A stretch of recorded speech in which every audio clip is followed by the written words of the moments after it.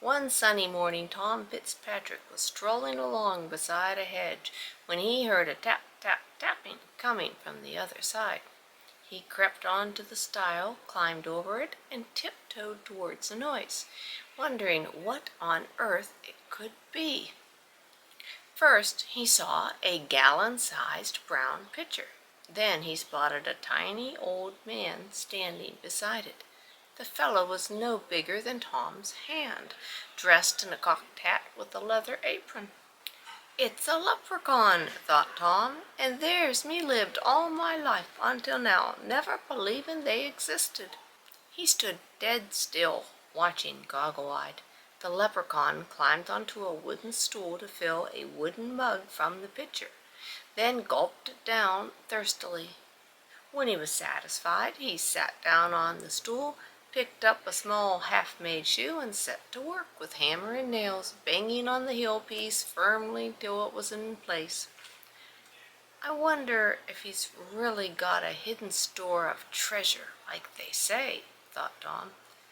"But I need to keep my wits about me. I've heard leprechauns disappear if you take your eyes off them, so I'd better not even think about it.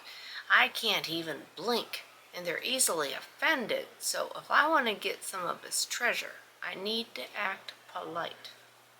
He fixed his eyes on the little fellow like a cat on a mouse. Then he cleared his throat and he called out in the friendliest tone he could muster, "Good morning to you, honest man. That's a fine piece of work you have there." The leprechaun looked up and gazed at Tom steadily. Finally he said, "Good morning to you too, mortal, and thank you kindly for the compliment, which I hope was sincerely paid. Is there something I could do for you?" "Better not ask outright for the treasure," Tom thought to himself. So he said out loud, "Oh, nothing at all, really. I was just surprised to see such a large pitcher under my father's hedge, and I wondered what was in it." "It's heather ale," the leprechaun replied. "I brewed it myself. I learned the recipe from the Vikings. It must be over 1,000 years since they taught it to me. Now then, mortal, that's enough of your questions. Instead of wasting your time gossiping with an old fellow like me, maybe you'd better mind your own work and your father's cows, for I've just seen them. They broke into the field of oats behind you, and they're trampling the whole crop." Tom gave a start of horror, and he almost turned around to see if what the little fellow said was true. However, just in time he stopped himself, thinking, "No doubt this is a cunning trick to make me take my eyes off him." So he stood firm, staring at the little fellow severely, and he blurted, "You're pulling a trick on me." The leprechaun stared right back. "I know all about your kind. You're all devious cheats," Tom went on brazenly. "But you won't get the better of me. Come on. Let's have a share of that famous buried treasure of yours." "Tut, tut," the leprechaun said.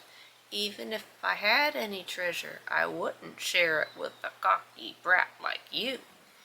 At this insult, Tom's hackles rose, and he completely forgot his good manners. "Even if I had any," he mocked.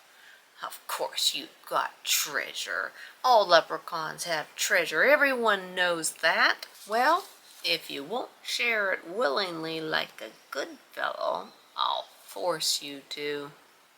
He bent down and grabbed the leprechaun roughly, knocking the pitcher and spilling heather ale all over the ground.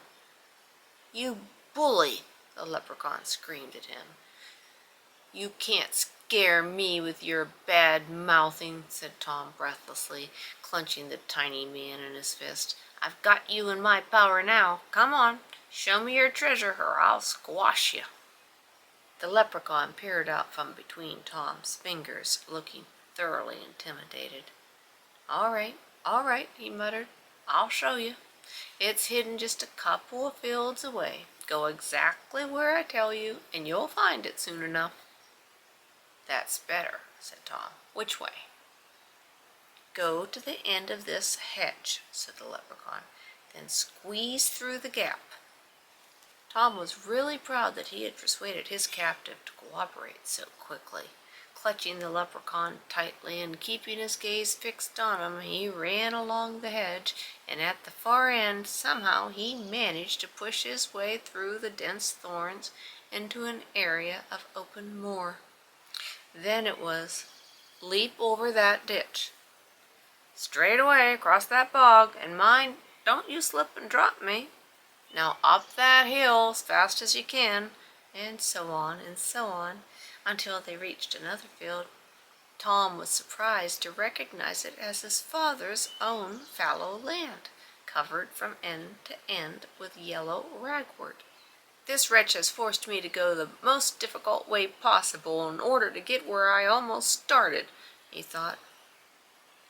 Still, it's best not to criticize until I actually get my hands on the treasure. Fancy it being buried here, and me never guessing. Here's where my treasure is buried, said the leprechaun pleasantly. Where exactly? Said Tom. Under that ragwort stem, said the leprechaun, pointing. Dig directly beneath it, and I swear on my life you'll find a large crock full of golden guineas. Excellent, said Tom. Thank you, little man. How far must I dig? You need to dig as far as you are tall, I'm afraid, said the leprechaun regretfully. It has to be like that, you see, because I only want favored people like yourself to find it. Well, I'll have to run home to fetch a spade, said Tom. But that's no problem, for my house is right over there. Now you won't forget which ragwort it is growing under, will you? Said the leprechaun with great concern in his voice. Oh, no, not at all, said Tom, because I always think ahead. See? Still clutching the leprechaun and watching him from the corner of his eye, he pulled a bright red handkerchief from his pocket, and he tied it carefully to the plant that the leprechaun had pointed out. There, he said. Is that the right place? Exactly right, said the leprechaun. So I suppose you don't need me any more? Tom tightened his handkerchief around the stem so that it couldn't blow off. No, I don't. Thank you kindly, honest man, he said, just so long as you give me your solemn promise that you won't touch or move this marker while I fetch my spade. Of course I won't, Tom, the leprechaun said indignantly. What kind of fellow do you think I am? Tom squatted down and released the leprechaun gently onto the grass. Back to your shoemaking, little man, he said. Sorry if I was rude before. Sorry if I hurt you, and thank you again. Good luck, said the leprechaun, smiling up with him, and with those words he vanished. Tom raced home as fast as he could, and in under 10 minutes he was back at the gate of the fallow field with a spade in his hand. Before opening the gate, he looked across, expecting to see the red handkerchief standing out amongst the head of yellow ragwort. But he didn't. No, the leprechaun hadn't broken his word. He hadn't touched Tom's handkerchief. Instead, he had conjured up 1,000 identical handkerchiefs and tied them to all the other ragwort plants. The whole field was full of them. Tom was beside himself with rage. He thought about seeking out the leprechaun again, but he knew for sure he would never find him. He thought about digging up the whole field until he found the promised treasure, but it might not even be there, he thought. And even if it is, this field's over 20 acres, and the crock is probably not much bigger than the leprechaun, and it would take me the rest of my life to dig to the depth that he said over the whole piece of land. And so Tom had no choice but to trudge shamefully back home, cursing the wily leprechaun, but most of all cursing himself for being so naive.